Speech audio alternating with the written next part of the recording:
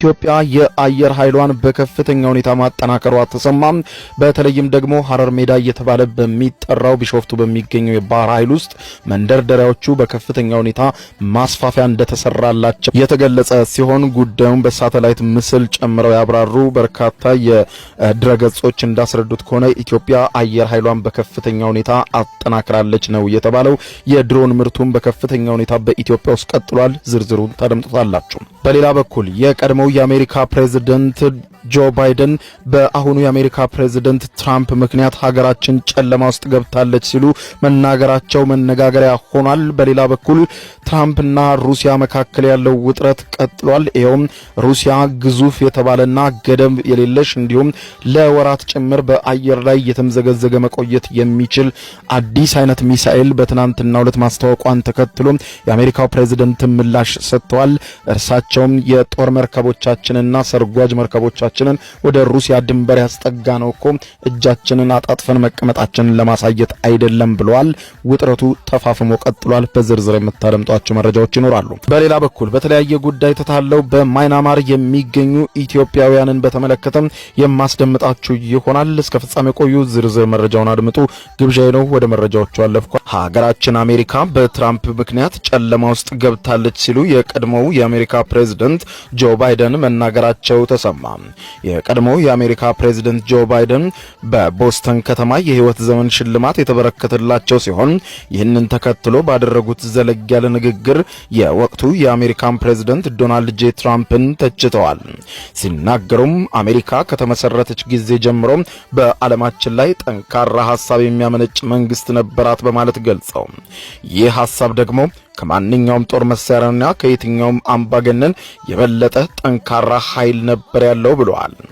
ጆ ባይደን አክለውም የአሜሪካ ፕሬዝዳንት የተገደበ ስልጣን እንደነበረው አስረድተው የ82 ዓመቱ የቀድሞ ፕሬዝዳንት ንግግራቸውን ሲቀጥሉ አሁን በታሪክ ረጅሙ የሚባል የመንግስት መዘጋት ማጋጠሙን ገልጸው ትራምፕ በዚህ የተነሳ የተፈጠረውን የፋይናንስ ክፍተት ለመሙላት በመንግስት ላይ ከዚህ ቀደም ያልነበረ አዲስ ትዕዛዝ መስጠታቸውንም ጭምር ጠቅሰዋል።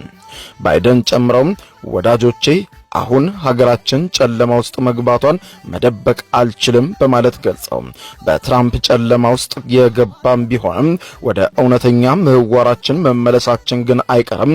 እስከዚያው በትዕግስት እንጠብቅ፣ እንታገስ፣ እንረጋጋ ሲሉ ንግግር አድርገዋል የቀድሞው የአሜሪካ ፕሬዝዳንት ጆ ባይደን። ይህ በዚህ እንዳለ ሩሲያም በትናንትናው ዕለት አስፈሪ የተባለ ልዩ አይነት ሚሳኤል መሞከሯና ስኬታማ መሆኑን መግለጿ ይታወቃል። ይህንን ተከትሎ የአሜሪካው ፕሬዝዳንት ዶናልድ ጄ ትራምፕ ምላሽ የሰጡ ሲሆን በምላሻቸው ሞስኮ በኒውክሌር የማስጠንቀቂያ ጉዳይ ላይ ጨዋታ እየተጫወተች አይደለም ሲሉ ነው ያስታወቁት። ፕሬዝዳንቱ በፕሬዝዳንታዊ አውሮፕላናቸው ውስጥ ለጋዜጠኞች ሲናገሩ የሩሲያ የኒውክሌር ማስጠንቀቂያና አዲስ ሚሳኤል ሙከራ እንደ ማስፈራሪያ ይቆጥሩት እንደሆነ ተጠይቀው ነበር። እነርሱ ከኛ ጋር ጨዋታ ላይ አይደሉም፣ እኛም ከነሱ ጋር ጨዋታ ላይ አይደለንም ያሉት ዶናልድ ጄ ትራምፕ እኛም ሁልጊዜ ሚሳኤሎችን እንሞክራለን፣ ሚሳኤል መሞከር በራሱ የሚሰጠው ምንም አይነት መልክ የለም በማለት ገልጸው እየተጫወተን አይደለም ብለዋል። ትራምፕ አክለውም አሜሪካ 2 የኒውክሌር ሰርጓጅ መርከቦችን ወደ ሩሲያ ድንበር ማስጠጋቷን በማውሳት እኛ እንደ ሩሲያው ሚሳኤል 8000 ማይል መጓዝ አያስፈልገንም፣ እዚያው አጠገቡን ያለነው በማለት ገልጸዋል። ስለዚህም እየተጫወተን አይደለም፣ ሩሲያ ሚሳኤል ሞክሬያለሁ ስትል እየተጫወተች አይደለም፣ እኛም ብንሆን ሚሳኤል ተሞክሯል ብለን እጃችንን አጣጥፈን አልተቀመጥንም፣ እዚያው ሩሲያ አቅራቢያ ላይ ግዙፍ የኒውክሌር ሰርጓጅ መርከቦች ማስጠጋቴን አትርሱ ብለዋል። የሚሳኤል ሙከራው ይፋ መደረጉ ተገቢ አይደለም በማለት የተቹት ፕሬዝዳንቱ እኛን አያስደነግጠንም፣ የሚሰጠን የተለየ መልእክት የለም፣ ነገር ግን ይህ አይነት አደገኛ ሚሳኤል በዚህ ጊዜ መሞከር ተገቢ አይደለም ብለዋል።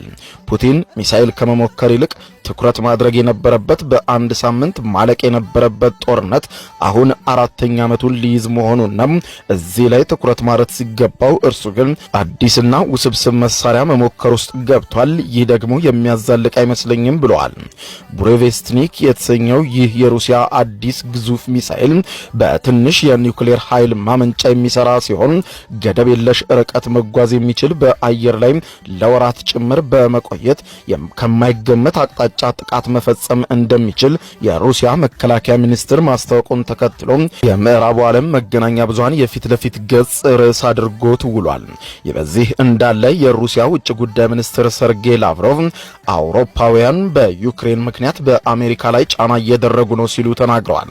የሩሲያ ውጭ ጉዳይ ሚኒስትር ሰርጌይ ላቭሮቭ በአውሮፓና በዩክሬን ያሉ ጭልፊቶች ወይም ወግ አጥባቂ አቋም የሚያራምዱ ወገኖች በአሜሪካው ፕሬዝዳንት ዶናልድ ጄ ትራምፕ አስተዳደር ላይ የማይታመንና የማይገመት ጫና በማሳደር ከሩሲያ ጋር የሚደረገውን የሰላም ድርድር ለማደናቀፍ እየሰሩ ነው ሲሉ የሩሲያ ውጭ ጉዳይ ሚኒስትር ሰርጌይ ላቭሮቭ አውሮፓውያንን ወርፈዋል።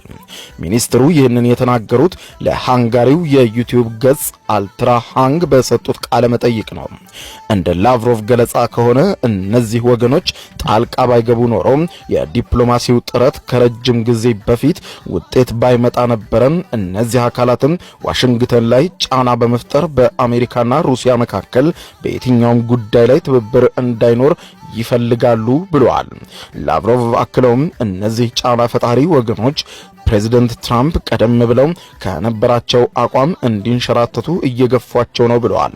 ፕሬዝዳንት ዶናልድ ጄ ትራምፕ ከዚህ ቀደም ከፕሬዝዳንት ቭላዲሚሮቪች ፑቲን ጋር አላስካ ውስጥ በተገናኙበት ወቅትም የዩክሬን ግጭት ለማቆም ከጊዜያዊ የተኩስ አቁም ስምምነት ይልቅ ጦርነቱን ሙሉ በሙሉ የሚያቆም የሰላም ስምምነት እንደሚያስፈልግ በግልጽ አስቀምጠው እንደነበር አስታውሰዋል።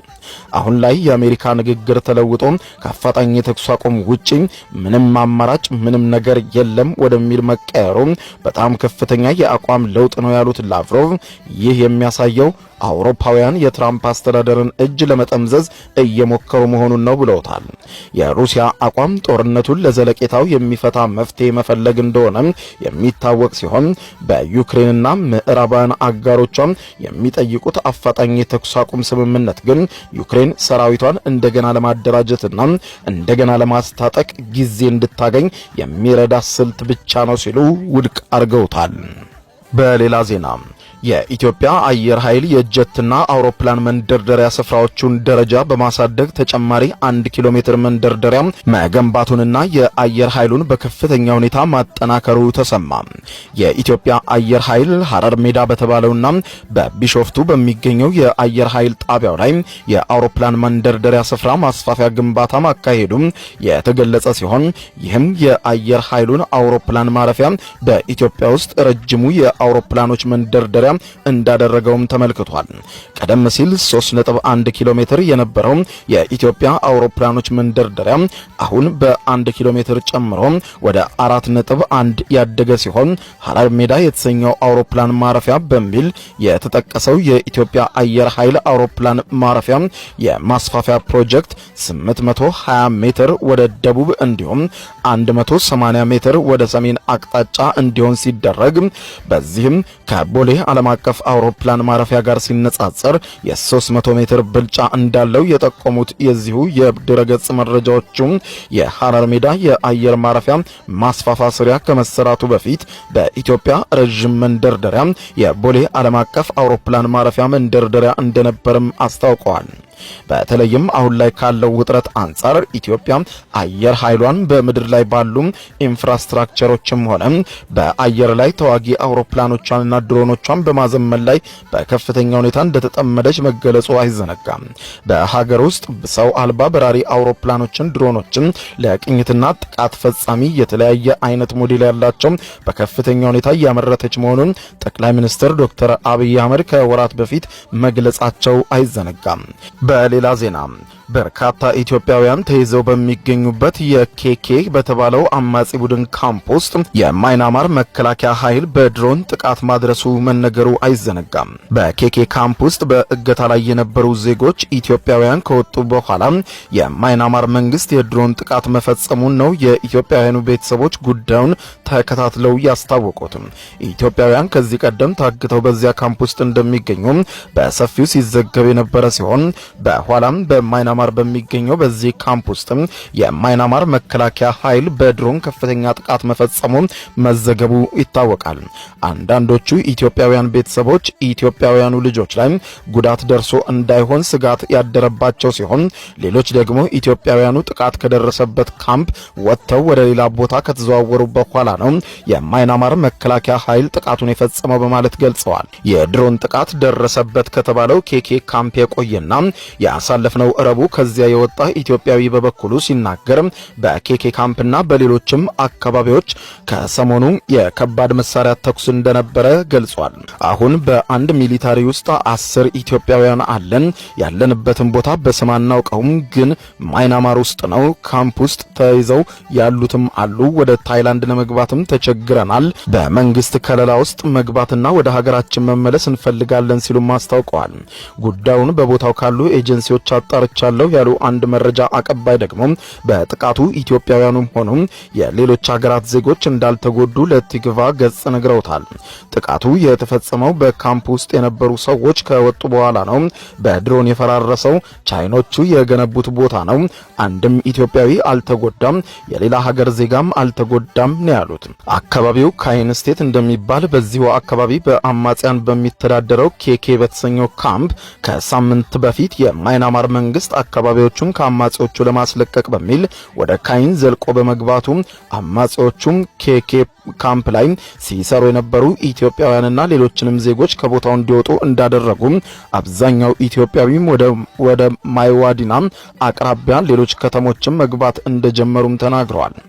በዚህ ወደ 1000 ኢትዮጵያውያን ከዚህ ካምፕ ወጥተዋል ተብሏል።